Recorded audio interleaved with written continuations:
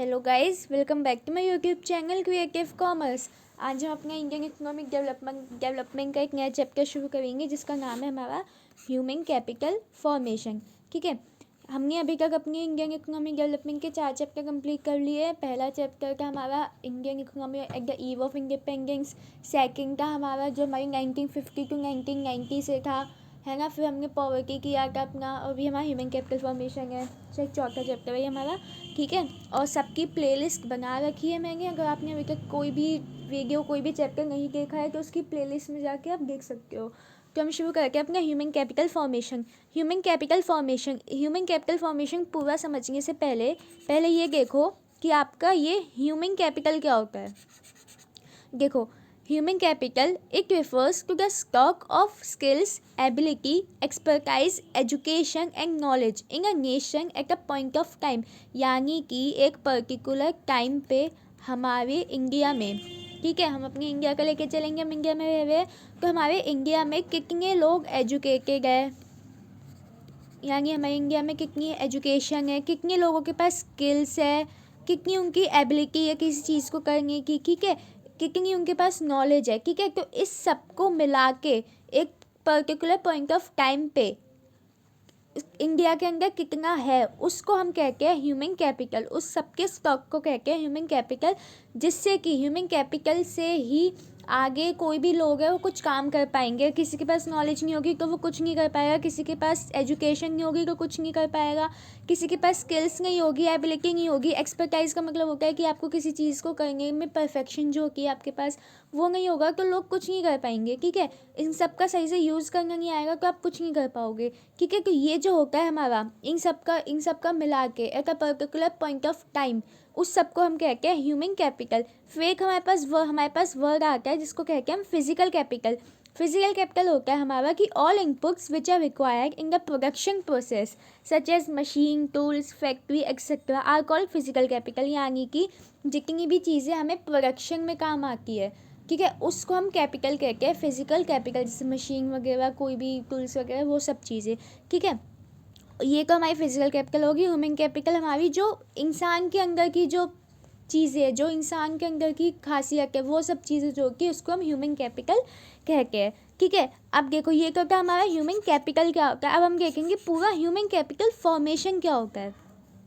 देखो, human capital formation it refers to the process of acquiring and increasing the number of persons who have the skills, education and experience which are essential for the economic and political development of a country. Human capital हमने देखा था कि इंसान के अंदर की skills, उसकी education, उसके अंदर की क्षमताएं, ये सब चीज़ें, इसको हम ह्यूमन कैपिटल कहा जाता है।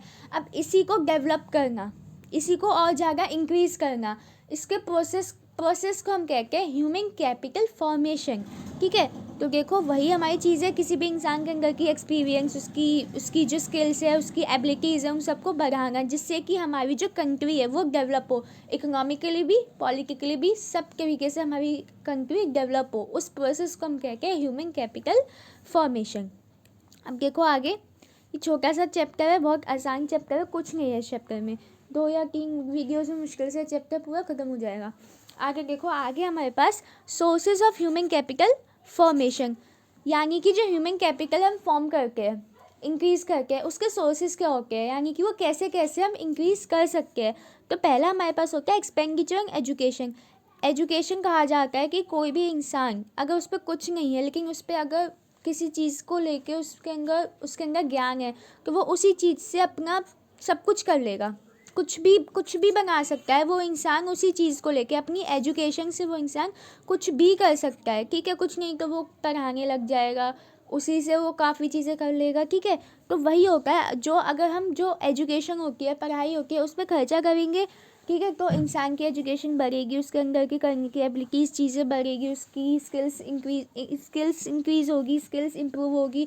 ठीक है, तो ये हमारा सबसे पहला और सबसे इम्पोर्टेंट है कि एजुकेशन पे खर्चा। सेकंड होता है हेल्थ। अगर किसी इंसान अपना फिज़िकली ठीक नहीं है, कोई इंसान फिज़िकली वीक है, तो वो उसके अंदर कितनी भी स्किल्स हो, कितनी भी अच्छी चीज़ें हो करने की, अच्छा उसके अंदर टैलेंट, तो वो कुछ नहीं कर पाएगा अगर उसकी हेल्थ ही ठीक नहीं है।